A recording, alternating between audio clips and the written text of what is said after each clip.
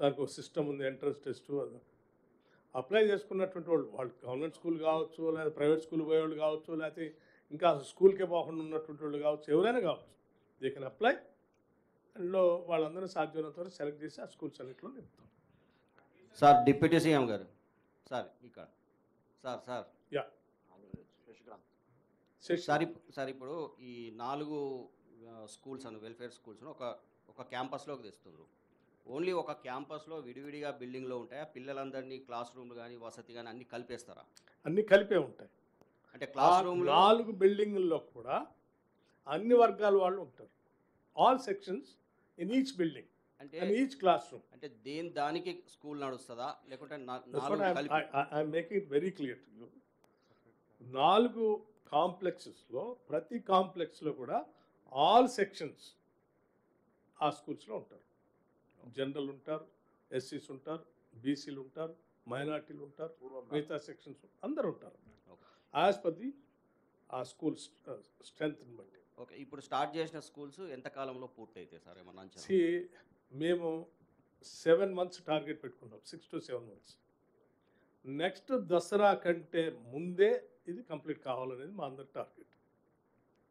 దానికోసమే రాష్ట్ర స్థాయిలో చీఫ్ సెక్రటరీ గారి స్థాయిలో ఒక కమిటీని కూడా వేసి వారు ఎవ్రీ వీక్ దీని మీద మానిటర్ చేస్తూ ఉంటారు. డిప్యూటీ సీఎం గారు, సార్ ఇప్పుడు ఏర్పాటు చేయబోయే residential school and there is no depth of funds for the schools.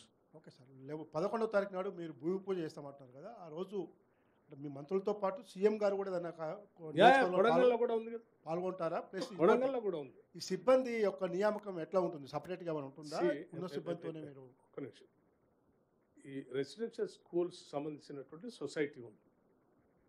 ఆ society will take care of it. Admission తీసుకునే క్రమంలో క్యాస్ట్ రిలీజియన్ కాలం ఉంటుంది కదా, ఆ కాలం ఉంచుతారా తీసేస్తారు? You are asking a very strange question. అంటే క్యాస్ట్ ఉంటుందా లేదా అని, అంతే కాలం అంతేనా? అదే that's what you are asking. అన్నీ ఉంటాయి సార్. ఇంకొకటి, ఒక్క ఇంటిగ్రేటెడ్ రెసిడెన్షియల్స్ కంటే 5,000 కోట్ల ఫండ్స్ అని పెట్టారు. ఒక్క ఇంటిగ్రేటెడ్ రెసిడెన్షియల్ స్కూల్, ఒక స్కూల్ కాదు, ఒక స్కూల్కి ఎంత ఖర్చు అవుతుంది? ఇప్పుడు యాజ్ ఆఫ్ నౌ రెసిడెన్షియల్ స్కూల్కి 24 నుంచి 25 కోట్లు ఎంత ఖర్చు అవుతుంది, 26 ఎంత అవుతుంది ఒక్కొక్క స్కూల్కి. సేమ్ యాజ్ ఎస్ఎస్ఆర్ రేట్ల ప్రకారమే అవుతాయి, అడిషనల్ అమౌంట్ ఏం లేదు.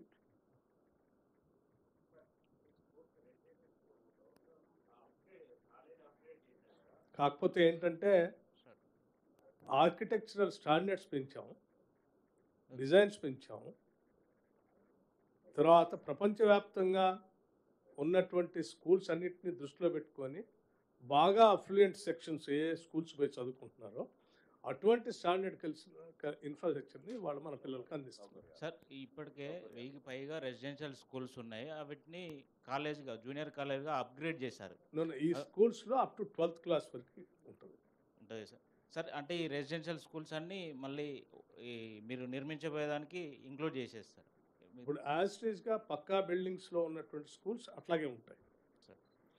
కొత్తగా మేము పక్కా బిల్డింగ్స్ లేనటువంటి రెసిడెన్షియల్ స్కూల్స్ అన్నిటికీ బిల్డింగ్ శాంక్షన్ చేసి దీంట్లో తీసుకొని వస్తాం సార్. ఇవి కాకుండా ఈ రెసిడెన్షియల్ స్కూల్స్ అనేది కాకుండా ఇంతకుముందు BC welfare, SC welfare separate అవి హాస్టల్స్ ఉన్నాయి కదా సార్, వాటిని అట్లా కొనసాగిస్తారా? ఇందులో అన్ని ఇంటిగ్రేటెడ్ రెసిడెన్షియల్ స్కూల్స్గా మారుస్తాం.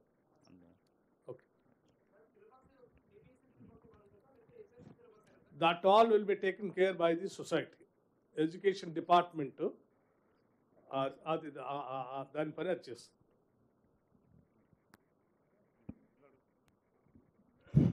Sir clear brother? ప్రభుత్వ పాఠశాలల్లో అంటే అన్నీ ఉచితంగా ఇస్తున్నప్పటికీ కూడా తల్లిదండ్రులు పేదరికంలో ఉన్నప్పటికీ కూడా ప్రభుత్వ స్కూళ్ళలో జాయిన్ చేయడానికి ఇష్టపడట్లేదు. ఈ సంవత్సరం కూడా తగ్గింది ప్రభుత్వ స్కూళ్ళలో ఎన్రోల్మెంట్. దాన్ని ఎట్లా పరిష్కరిస్తారు సార్? అందుకే బ్రదర్ ఇప్పుడు మనం ఇంటిగ్రేటెడ్ రెసిడెన్షియల్ స్కూల్స్ని అనౌన్స్ చేస్తున్నప్పుడు మీరు ఎట్లా సాల్వ్ చేస్తారంటే దిస్ ఇస్ ద సొల్యూషన్. ఇంతకంటే అద్భుతమైన సొల్యూషన్ ఏముంటుంది నీకు? లాస్ట్ ఇయర్ కంటే ఈసారి పెరిగింది రెసిడెన్షియల్ స్కూల్ సార్. ఇప్పుడు రెసిడెన్షియల్ స్కూల్స్ ఏవైతే ఉన్నాయో వాటన్నిటిని పక్కా బిల్డింగ్స్ ఉన్న వాటినే ఉంచి మిగతా వాటిని తీసేస్తారని చెప్తున్నారా సార్? తీసేస్తాం ఇక్కడ అని చెప్తున్నట్టే తీసేస్తూ ఉంటారు. ఎవరు అడిగింది? సార్ ఇక్కడ సార్ ఐ డోంట్ నో అంటే ఏం question కొత్త దాంట్లో ఇంక్లూడ్ చేస్తామంటున్నారు కదా సార్. అమ్మా? పక్కా బిల్డింగులు లేని వాటిని Hmm. కొత్త ఈ ఇంటిగ్రేటెడ్ రెసిడెంట్ స్కూల్లో ఇంక్లూడ్ చేస్తామంటున్నారు మీరు. బిల్డింగ్స్ లేనటువంటి వాళ్ళు బిల్డింగ్స్ కట్టొద్దా? కట్టాలి సార్, కాకపోతే అదే. ఇంటిగ్రేటెడ్ దాంట్లో ఇంక్లూడ్ చేస్తారా, సపరేట్ Yes. బిల్డింగ్స్ కడతారా? ఇంటిగ్రేటెడ్ రెసిడెన్షియల్ స్కూల్స్లోనే అన్ని పొందుపరుస్తాం. సో ఇప్పుడున్న బీసీ ఎస్సీ ఎస్టీ అన్ని. అవి వెళ్ళిపోతాయి. ఆడిపోతాయి, ఎక్కడ పోతాయి? I'm sorry if you can't understand the entire exhibition now what we have shown. అంటే జనరల్ రెసిడెన్షియల్ స్కూల్స్ ఏ రకంగా అయితే పనిచేస్తాయో అదే రకంగా పనిచేస్తాయని కదా అర్థం. అంటే భవిష్యత్తులో విడివిడిగా ఒక ఎస్సీ, ఒక బీసీ, ఒక మైనారిటీ అని పెట్టాల్సిన అవసరం ఉండదు కదా. సి ఫర్ ఎగ్జాంపుల్ నౌ ఈ 4 స్కూల్స్ శాంక్షన్ చేశాం. ఎస్సీ రెసిడెన్షియల్ స్కూల్లో ఎంత స్ట్రెంత్ ఉంటుంది you will calculate. BC residential స్కూల్లో ఎంత స్ట్రెంత్ ఉంటుంది you will calculate. Minority residential స్కూల్లో ఎంత ఉంటుంది స్ట్రెంత్. లైక్ ఇక్కడ శాంక్షన్ చేసే అన్ని స్కూల్స్లో ఒక్కో స్కూల్కి ఎంత స్ట్రెంత్ ఉంటుందో చూసి ఆ స్ట్రెంత్ మొత్తం టోటల్ స్ట్రెంత్గా మార్చి అన్ని స్కూల్స్లో డిస్ట్రిబ్యూట్ చేస్తాం. So that every one will mingle each other, they live together, so that our society will grow like a joint family. Sir residential స్కూల్స్లలో కుల మతాలకి అతీతంగా right Shashi, I think you're a progressive reporter, hope you'll understand. కులాలకి మతాలకి అతీతంగా చిన్ననాటి నుంచే మనం Right. అందరం ఒకటే అనేటువంటి భావంతో విద్యార్థులు తీర్చిదిద్దేటువంటి ఒక ప్రక్రియకి ఈరోజు నాంది పలుకుతున్నాం. I hope you all will appreciate. దేశంలోనే మొదటిసారి